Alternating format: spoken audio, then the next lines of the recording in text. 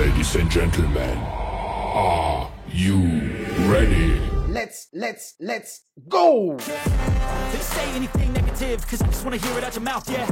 Give me fuel, it's a tool that I use to go ahead and run my mouth, yeah.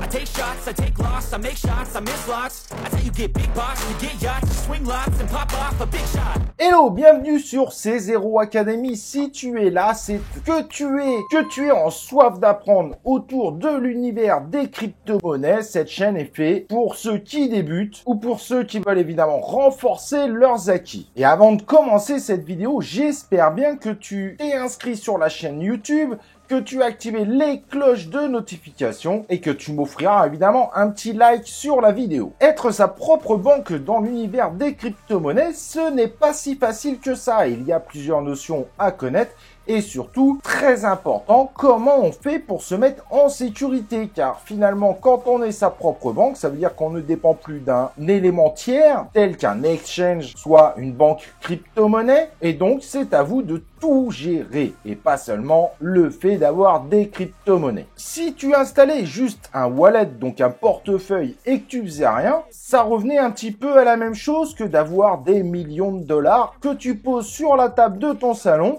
qui tu sais, si le jour un cambrioleur passe, il se fait plaisir et toi tu n'as plus rien. Donc évidemment, il faut éviter ce type de situation.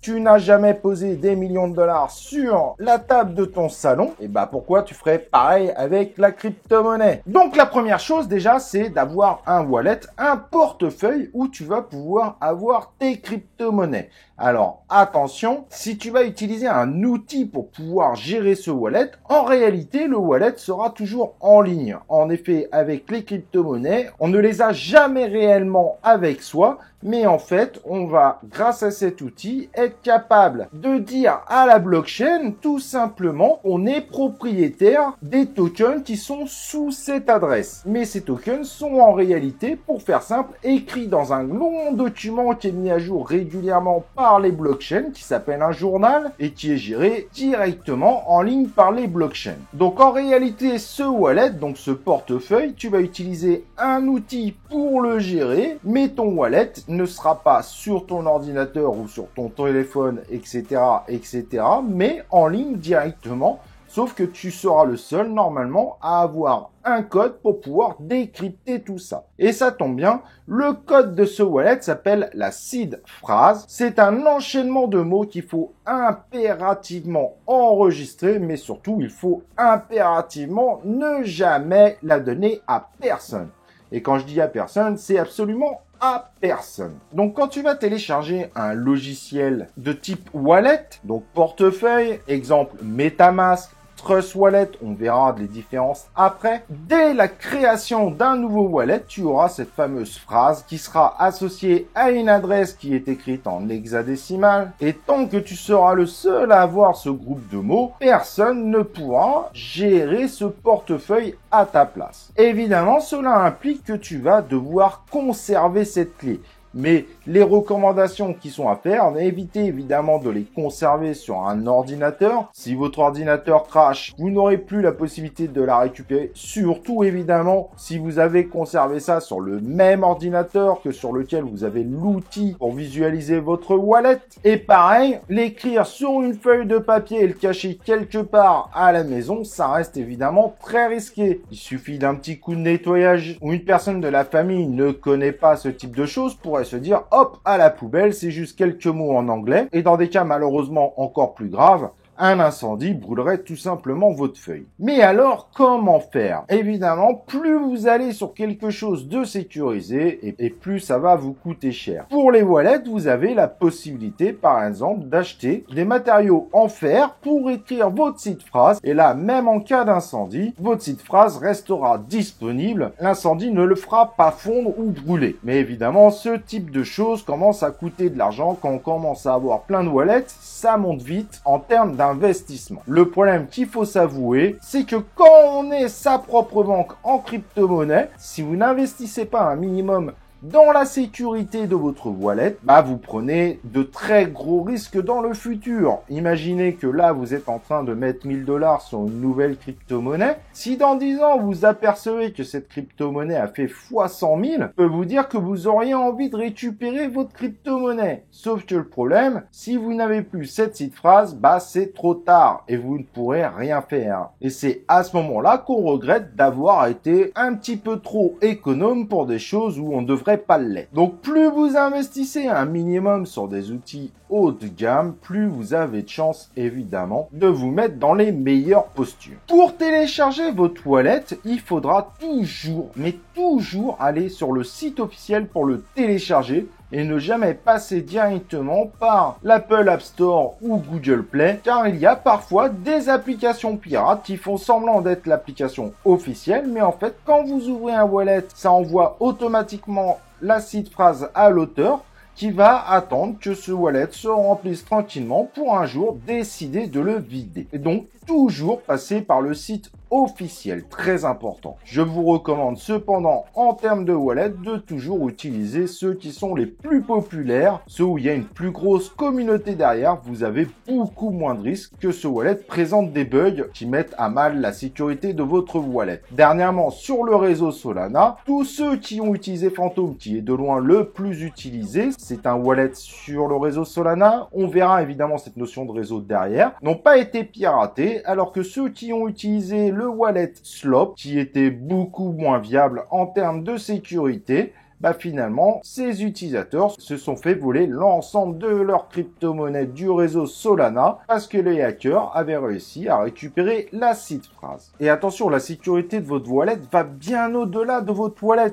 Utilisez un ordinateur qui ne risque pas. Ça peut être un PC où vous n'installez rien et où vous avez évidemment un antivirus de qualité, ou un Mac sur lequel vous n'installez pas n'importe quoi. La moindre installation un peu foireuse peut donner accès évidemment aux hackers à votre ordinateur. Et eux savent évidemment ce qu'il faut récupérer. Pareil, si jamais vous recevez un appel qui vous demande un mot de passe, même s'il y a écrit Apple sur votre téléphone, il ne faut évidemment jamais donner un mot de passe, même celui du cloud, car le cloud parfois contient des éléments qui permettent d'avoir accès à vos wallets. Vous êtes prévenus en termes de sécurité, vous commencez à avoir pas mal de billes. Avant de continuer, on va regarder cette notion de blockchain, de réseau, car c'est un point très important à maîtriser et qui est loin d'être facile. Les crypto-monnaies sont toujours sur une blockchain, mais pas forcément toujours la même. Comme tu le vois sur le graphe ici, il y a la blockchain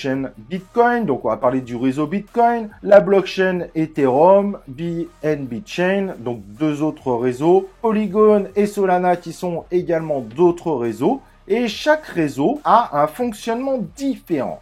Et parfois, certains wallets ne fonctionnent pas sur certains réseaux, mais fonctionnent sur d'autres réseaux. On va donner un exemple. Le Bitcoin n'est pas pris en charge par tous les wallets. Vous avez l'excellent Trust Wallet qui l'utilise, mais Trust Wallet n'est utilisable que sur téléphone mobile. De l'autre côté, vous avez le wallet le plus populaire actuellement qui s'appelle MetaMask, que vous pouvez utiliser sur le réseau Ethereum, BNB Chain, Polygon, je pourrais en citer d'autres comme Avalanche, Phantom, etc., d'autres blockchains. Mais par contre, MetaMask ne fonctionne pas sur la blockchain, donc sur le réseau Solana ou le réseau Bitcoin. Donc finalement, quand vous commencez à vouloir diversifier vos crypto-monnaies, vous allez potentiellement devoir utiliser plusieurs wallets différents. Et ça, évidemment, ça va complexifier le fait d'être sa propre banque. Quand vous êtes sur un exchange, donc une banque de crypto-monnaies, vous n'avez pas ce problème-là. Il gère automatiquement tout ça pour vous. Et pour vous qui voulez devenir votre propre banque, il n'y a pas le choix, vous devez avoir ces notions-là. Mais alors, si vous voulez une crypto-monnaie, comment faire pour savoir sur quel réseau je suis ?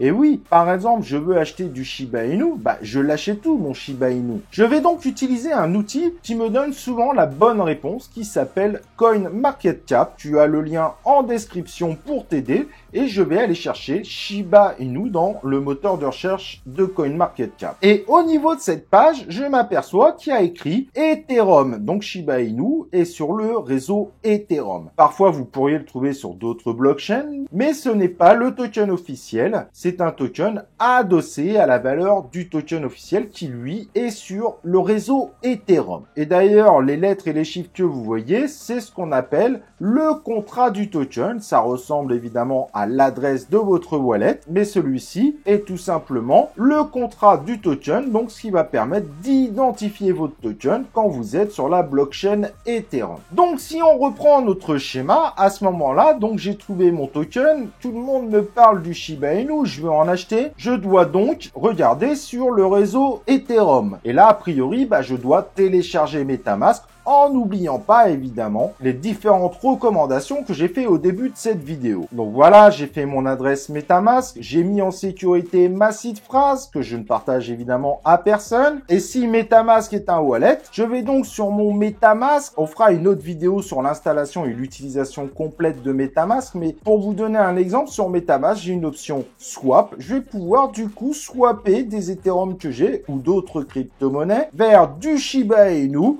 Soit je trouve le token, si je le trouve pas, je peux essayer de le retrouver par son numéro de contrat, comme tu le vois là en image. Et si je ne trouve pas le token, je peux aller sur des swappers externes sur lequel je vais connecter mon wallet. Évidemment, pour faire ce type d'opération, il faudra avoir un minimum de crypto-monnaie pour pouvoir swapper vers une autre crypto-monnaie. Il y a donc un moment où il faudra remplir son portefeuille. Et ce fonctionnement est similaire sur toutes les blockchains. Les outils peuvent être un peu différents, mais c'est très similaire. C'est au moins l'avantage dans l'univers des crypto-monnaies. On n'est pas trop perdu quand on change d'un wallet à un autre. Mais avant d'avancer, je voudrais qu'on voit deux autres notions très importantes autour des wallets. Le premier, si vous voulez vous connecter avec une application externe, je vous recommande de séparer ce que je vais appeler le wallet de stockage et le wallet DeFi. DeFi pour finance décentralisée. La DeFi peut, sur des outils pas très fiables, amener à pirater votre wallet. Ce wallet représenté par une adresse spécifique. Donc, sur votre MetaMask, je vous recommande donc de créer deux adresses. Vous pouvez le faire sur le même outil. Une adresse qui sera utilisée uniquement pour du stockage de crypto-monnaies et le deuxième pour faire uniquement de la DeFi, donc de la finance décentralisée. Ça sera une façon de vous protéger.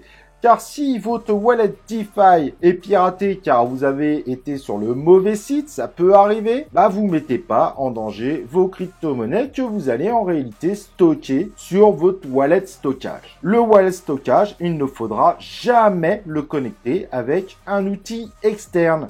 Et ça, c'est une méthode essentielle pour bien se protéger car dans le monde de la crypto-monnaie, il y a beaucoup de sites qui sont pas forcément viables, mais quand on démarre, c'est très difficile de les repérer. Et donc, mes connexions vers les DApps, donc ce qu'on appelle les applications décentralisées, je n'utiliserai que ce fameux wallet DeFi. Pour les wallets, il y a deux autres notions. Il y a ce qu'on appelle le hot wallet et le cold wallet. Le hot wallet, c'est celui qu'on vient de voir, qui est sur votre ordinateur, qui est en gros plus ou moins tout le temps connecté quand votre ordinateur est connecté à Internet, et les cold wallets qui sont des outils tels que des clés Ledger qui, au moment où vous ne mettez pas votre clé en connexion avec l'ordinateur, elle n'a évidemment aucun lien avec l'extérieur. Et c'est pour ça qu'on appelle un cold wallet. Elle ne sera connectée qu'uniquement quand vous le désirez et déconnectée intégralement dès que vous ne voulez plus l'utiliser. Et quand on dit déconnecté, c'est pas juste un logiciel qui semble ne plus connecter le truc, c'est que physiquement, matériellement, ce n'est plus connecté. Donc là, le piratage est juste impossible à ce moment-là. Cependant, pour les cold wallets, aujourd'hui, elles commencent à vouloir faire un peu de DeFi. Personnellement, au moment où je fais cette vidéo, je ne vous recommande pas d'utiliser ces cold wallets qui coûtent relativement cher pour faire de la DeFi.